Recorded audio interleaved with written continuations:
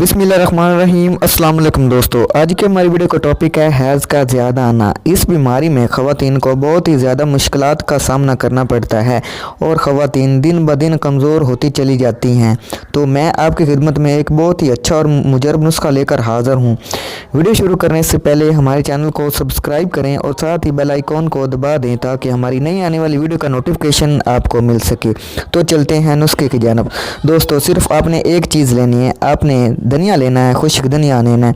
आपने खुश्क धनिया 6 ग्राम लेना है और पानी आपने आधा किलो लेना है।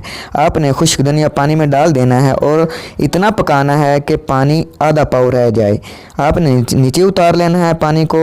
जब पानी ठंडा हो जाए तो आपने उसमें मिश्री मिलाकर पी लेना है। आपने उस वक्त तक नुस्खा इस्तेमाल करना है जब तक मर्ज़ नहीं जाता।